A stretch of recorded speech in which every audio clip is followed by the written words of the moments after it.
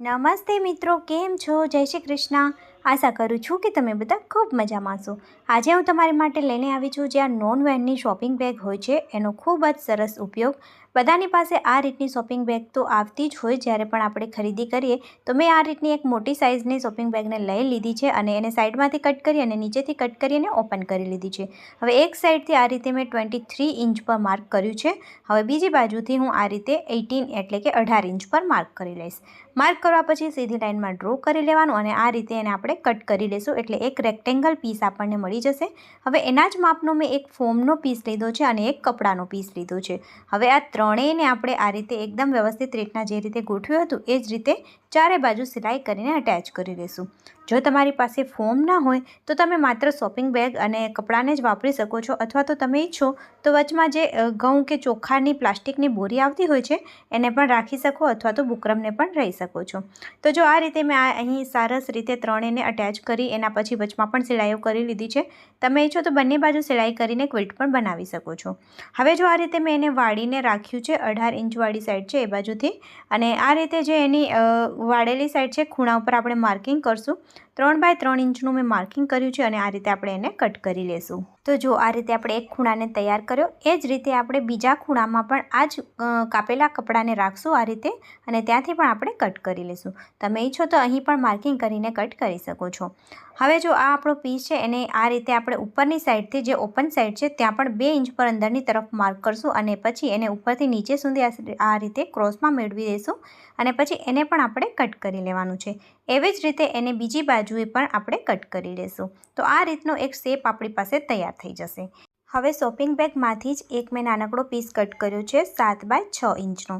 હવે આપણે 7 ઇંચની એક ઝીપ લેશું અને ઝીપને જો આ રીતે રાખશું અને એના ઉપર આ આપણે રેડી પીસ જે આપણે કટ કરેલો લીધો હતો એને વાળીને અટેચ કરશું. એના પછી કોઈ પણ એક બાજુએ સેન્ટરમાં આને રાખી આપણે અને અહીં અટેચ કરી લઈશું એટલે એક પોકેટ બની જશે.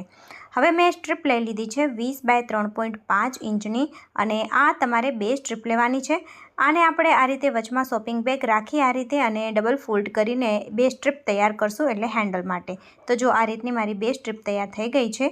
હવે આપણે અહીં એને અટેચ કરવાની છે. તો જો સાઈડથી મેં 4 ઇંચ પર માર્ક કર્યું છે, બંને બાજુથી આપણે 4 ઇંચ પર માર્ક કરી લેવાનું છે અને આ રીતે પછી સ્ટ્રીપને માર્કિંગની ઉપર રાખી અને એકદમ મજબૂત સિલાઈ કરી લઈશું.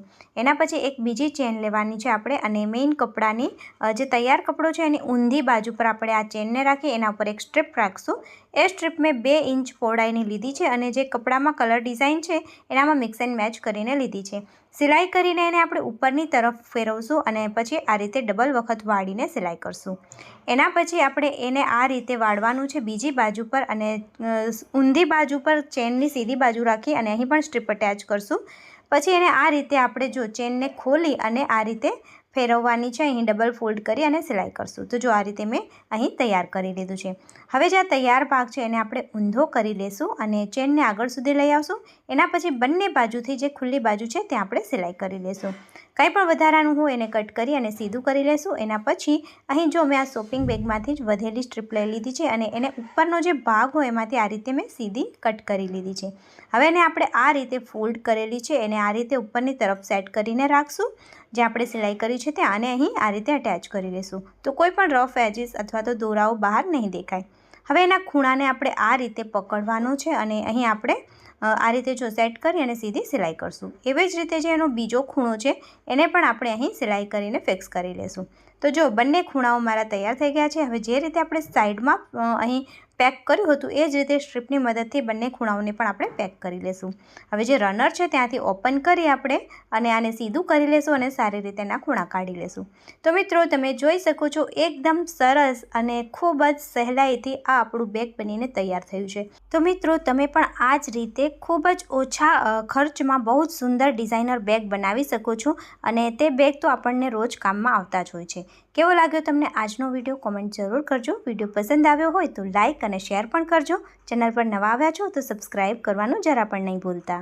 ફરી મળશું આવા જ નવા ઉપયોગી વિડીયો સાથે. ત્યાં સુધી હર હર મહાદેવ.